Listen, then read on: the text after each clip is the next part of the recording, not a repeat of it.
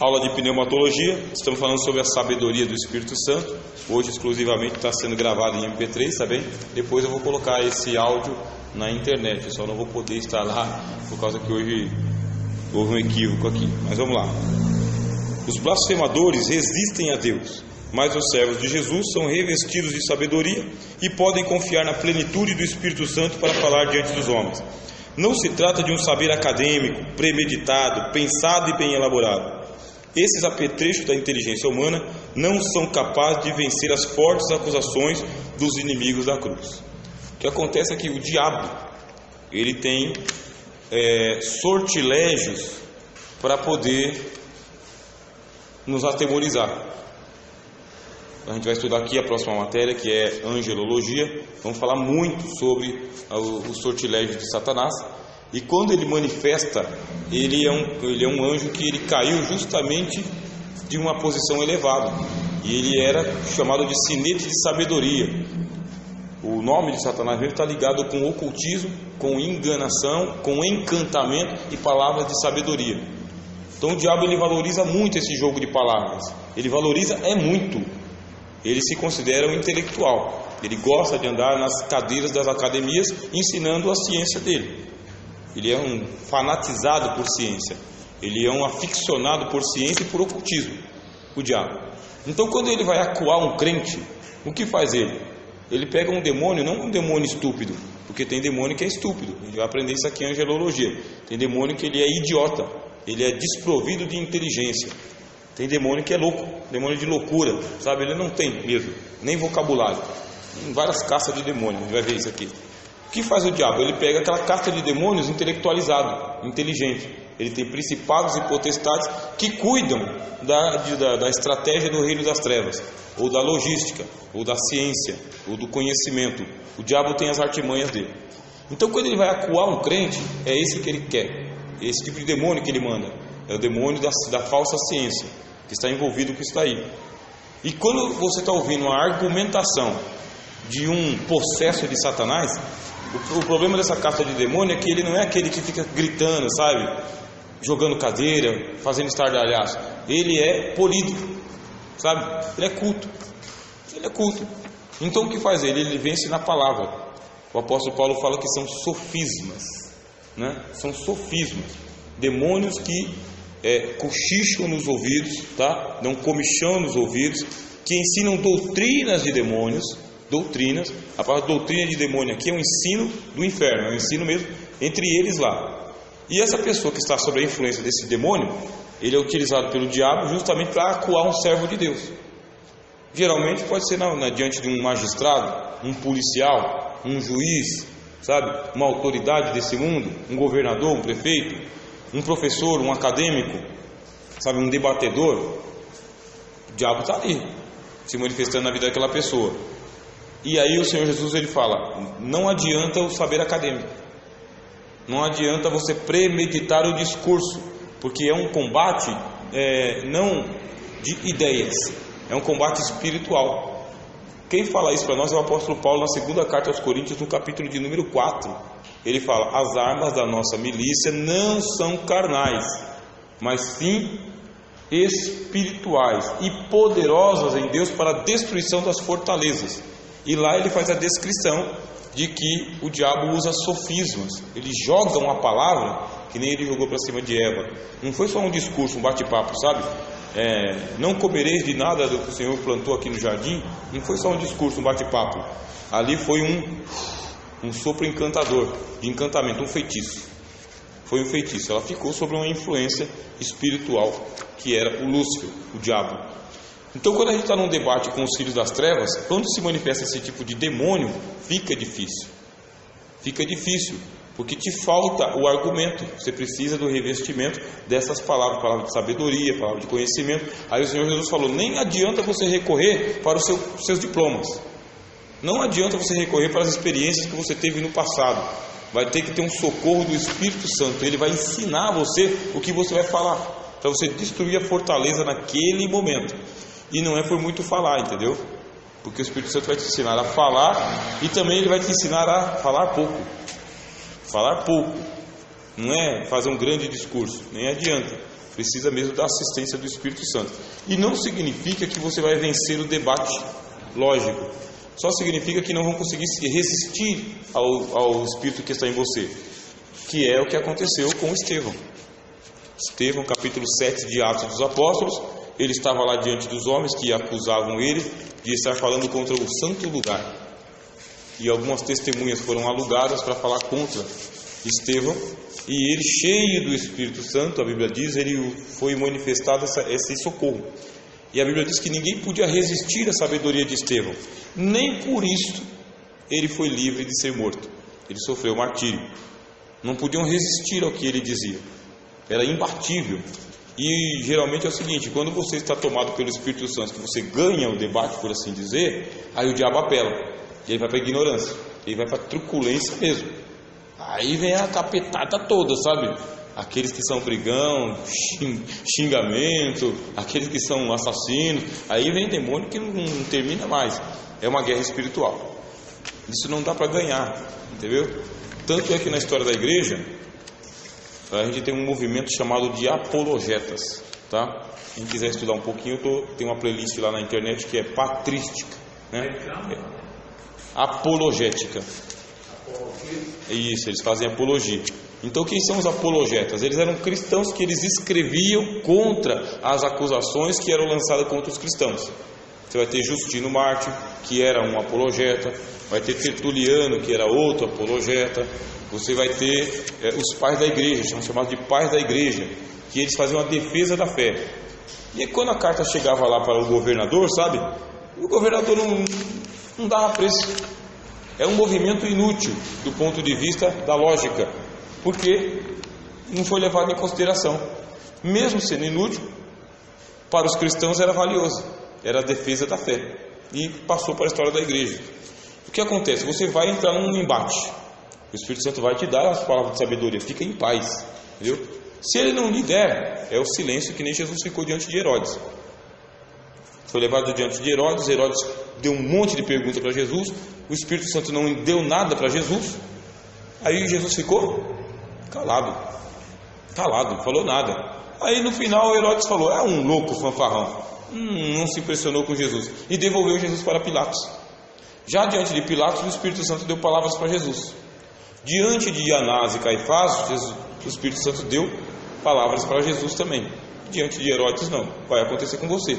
Às vezes você vai ser confrontado e o Espírito Santo não vai lhe dar o que falar naquela hora. Não vale a pena. Fique em paz. Não precisa inventar nada, nem ficar nervoso, irritado. A gente vai ver aqui na nossa aula que a primeira manifestação de que a sabedoria é do Espírito Santo é a paz. Ele é um espírito de paz. Semeia-se em paz. Nunca que o Espírito Santo te dá uma palavra de sabedoria que você vai ficando enervado, sabe? Irritado, tomado de loucura. Não. Por causa que ele tem um fruto chamado fruto de temperança. Temperança é um dos frutos do Espírito Santo, né? Amor, gozo e paz, longanimidade, benignidade, bondade, fidelidade, mansidão e domínio próprio. Temperança. Se é o Espírito Santo que está te dando uma palavra de sabedoria, de resposta, então ele vai te dar temperança, autocontrole, sabe? Autocontrole e mansidão, para você responder sem perder a paz. Agora começou a ficar nervoso, irritado, com a cabeça quente, eu tenho que vencer. Aí o apóstolo Tiago fala: essa não é a sabedoria de Deus, é uma sabedoria terrena, animal e diabólica. Terrena, animal e diabólica. Aquela sabedoria que eu tenho que ganhar, eu tenho que vencer, eu tenho que humilhar o meu adversário, eu tenho que levar ele para a lona, é do diabo, não é de Deus. Porque o fruto do Espírito se semeia na paz. Você vê que o apóstolo Paulo está sendo provocado, ele está diante de Félix, né? E tem lá o Elimas, encantador, que está provocando o apóstolo Paulo. Aí o Espírito Santo dá uma palavra para ele de repreensão. Aí a palavra de repreensão é Paulo composto. Paulo está na compostura dele. Paulo fala: ó filho do diabo, cheio de todo engano e injustiça, até quando perturbarás os santos caminhos de Deus? Ei, agora pôs a mão do Senhor contra ti e ficarás cego por 3 dias. E Paulo continua na compostura dele, não está nervoso nem nada, sabe? O Espírito Santo deu para ele, deu uma palavra, deu autoridade para ele, e ele usou a autoridade para poder deixar o cara cego. É o único milagre negativo que tem no Novo Testamento, tá? É o único, fora o Apocalipse. O Apocalipse é uma outra categoria, tá bem? Mas fora essa ação do Espírito Santo assim na vida de Paulo, por uma palavra de profecia de Paulo, você vai ver sempre o Espírito Santo operando sinais positivos, tá bem? Positivos. Tanto é que não foi o Espírito Santo quem matou Ananias e Safira, tá? Não foi o Espírito Santo. Não vamos cometer esse equívoco. Eles caíram mortos, mas a Bíblia não diz que foi o Espírito Santo quem os matou.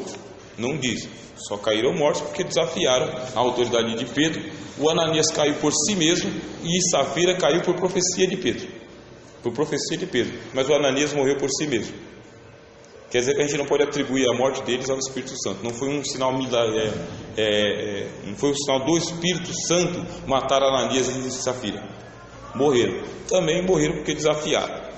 Essa é a leitura que a gente tem que fazer. O Espírito Santo ele opera sinais de socorro, edificação, consolo, mas dificilmente você vai ter uma manifestação do Espírito Santo para matar o seu adversário. Isso pertence ao Antigo Testamento. No Antigo Testamento, sim, na vida de Sansão, Jefté, Davi, lá é guerra pura. Então o Espírito do Senhor vinha sobre Sansão, o cara pegava uma queixada de jumento e matava 1000 pessoas. No Novo Testamento não é assim. No Novo Testamento, o Senhor Jesus ele repreende Tiago e João e fala: não sabei de que espírito sois. O Filho do Homem não veio para destruir as almas dos homens, mas sim para salvá-las. Isso aí é o Espírito Santo na boca de Jesus. Estão pegando? Então aqui, ó, vamos lá na apostila, tá bem? Está na página 9 e no nosso slide o ponto seguinte fala o seguinte: os adversários de Cristo argumentam bem contra o Evangelho, buscando ridicularizar a fé, contrapondo ciência com superstição e comparando a doutrina de Jesus com os erros dos religiosos. Muito crente sincero acabou seduzido pelo encanto dos argumentos ateístas, deístas, panteístas, sincretistas e evolucionistas dos blasfemadores. Tentaram vencer os descrentes usando as mesmas armas da razão que eles e acabaram perdendo a fé. Ali o nosso slide vai até os religiosos. Então, o que acontece? O diabo ele é esquemático, ele usa um esquema e ele vai vencer você com a razão. Tem uma lógica no deísmo. Deísmo é a doutrina que ensina que Deus existe, mas Deus não interfere em nada que está acontecendo aqui. Isso é deísmo. Ou ateísmo. Ateísmo é a doutrina que nega a existência de Deus. Isso é ateísmo. Panteísmo. Panteísmo é a doutrina que ensina que Deus está presente em tudo e em todos. Panteísmo. Eu vou vencer um espírita. O negócio é o seguinte: eu sou intelectualizado, eu sou um teólogo, eu conheço bem a Bíblia e eu vou vencer um espírita. Bom, se você for desafiado é uma coisa, mas você ir desafiado é outra. O Senhor Jesus ele nunca foi ele desafiar os fariseus, ele era desafiado. Jesus era desafiado, mas ele mesmo ia ele lá, sabe, chamar os fariseus para o debate. E quando os fariseus vinham, Jesus os vencia com poucos argumentos, usando inclusive parábolas. O que acontece? Às vezes a gente quer entrar num debate, num embate, fazer apologia da fé. Só que quando você vai estudar a fundo o que os nossos inimigos têm a dizer, a lógica está do lado deles, a razão está do lado deles. A teoria evolucionista tem uma lógica, tá? Ela é evolucionista, ela é uma teoria, só que ela foi abraçada pela academia. Os cientistas acreditam e ensinam aquele negócio.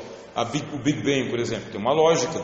A teoria das cordas tem outra lógica. A teoria da relatividade tem outra lógica. O mundo das ciências apresenta muita lógica. E existem muitos irmãos sinceros que vão para a academia, vão para a filosofia, vão para a história, vão para a biologia, vão para a matemática. São irmãos sinceros que quando começam a estudar com os ateus, perdem a fé. Perdem a fé, porque é uma fé vacilante. É uma fé fraca, inclusive. Quando a gente coloca aqui ensino teológico na igreja, isso não causa nenhum gosto no paladar. Não tem o que você consiga fazer para você atrair as pessoas para elas virem. Só que essas mesmas pessoas vão para a academia. Nossos jovens mesmo, eles vão ter que ir para a academia. Vão fazer administração, vão fazer direito, vão fazer engenharia, vão fazer nutrição. Vamos estudar pedagogia. Você imagina um jovem nosso entrando hoje na pedagogia. Ele vai receber uma carga de comunismo tão gigantesca no currículo de pedagogia, mas são 4 anos recebendo doutrinação comunista. 4 anos.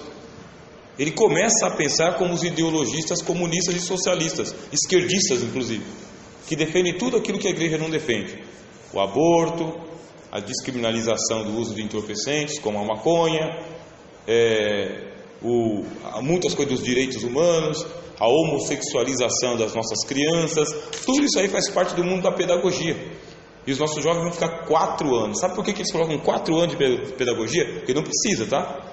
Não precisa estudar 4 anos de pedagogia. Não precisa. Não é necessário estudar 4 anos de pedagogia. Porque tudo que você tem que receber, você recebe em 1 ano e meio. 1 ano e meio. Depois é só prática. Mas por que fica 4 anos lá? É para fazer a doutrinação.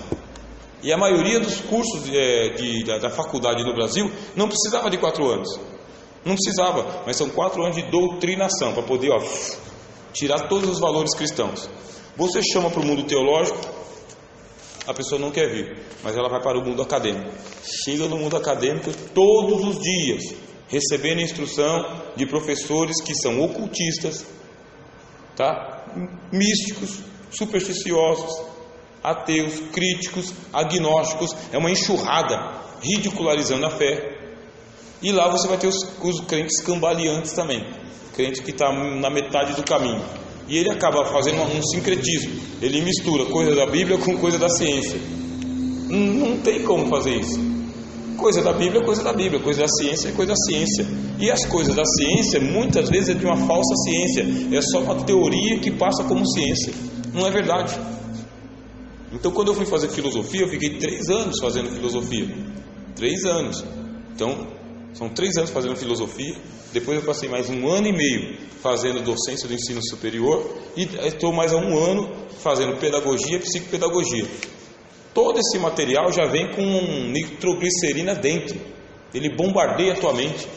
Você fica um crente todo esquisito, sem saber se equilibrar entre a fé e a razão. Que não é a razão, tá bom?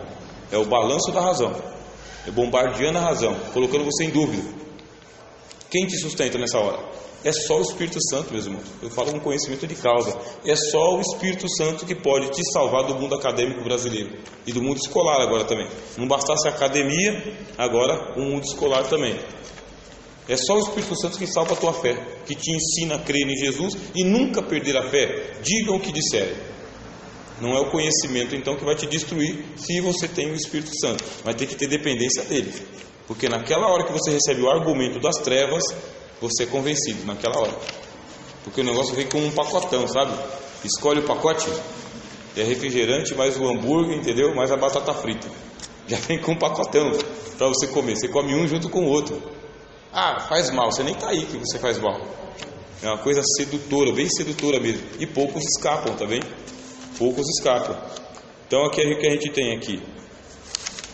Muitos também tentaram vencer usando as mesmas armas do que os filhos das trevas, os mesmos argumentos, e tombam. Tem aquele filme que está aí na parada de sucesso aí, que é Deus Não Está Morto, 1, 2 e 3, mas ele é um filme fraco também. Ele é um filme romanceado. É um filme bom para entreter, mas ele é um filme fraco. Os argumentos que são utilizados ali é fraco. Você vê que o menino vai lá no mundo das ciências físicas para buscar argumento, mas é um argumento que já está batido. Não adianta. Não adianta você usar a teoria da evolução para vencer a teoria da evolução. Não adianta. Não adianta você usar Nietzsche para vencer Nietzsche. Não adianta. Não adianta você usar filosofia para vencer filosofia. Você tem que trazer o adversário para o lado de cá. Tem que trazer ele para o campo bíblico. Seja o que for, tem que trazer ele para o lado de cá. E isso ele não quer, porque de Bíblia ele não sabe nada. No terreno da Bíblia e do Espírito Santo, ele não consegue ganhar nunca. Nunca. Quando você traz ele para o lado de cá, ele fica perdidinho. Ele não conhece a Bíblia. Ele conhece gramática. Ele conhece pontuações. Ele conhece retórica, mas ele não conhece a Bíblia. Um argumento que você usa, citando um texto, dentro de um contexto cultural, e ainda com o Espírito Santo, ele fica perdidinho. Perdidinho. Isso você pode fazer com o Mário Sérgio Cortella, isso você pode fazer com o Leandro Carnal, isso você pode fazer com o Clóvis de Barros, você pode fazer com essa turma toda. Pode fazer com o Janine, você pode fazer com quem você quiser. Quando traz ele para o campo das escrituras, ele se escorrega no sabão, fica patinando. Aí ridicularizam a fé, falam que é antropologia, fala que isso daí foi uma modificação, que tem erros na Bíblia, eles usam argumentos, mas eles se perdem. Então, vai argumentar? Traz para a Bíblia. Melhor alternativa então, se torne um mestre em Bíblia. Seja um leitor das Escrituras. Leia a palavra de dia e de noite, medita nela de dia e de noite, para que faças prosperar o teu caminho. Dela não te desvies nem para a direita e nem para a esquerda. Palavra do Senhor a Josué e a nós. Traz para a Bíblia. Se o cara não quer discutir Bíblia com você, por que você vai para o terreno dele? Sabe o que é cair no ninho de cobras?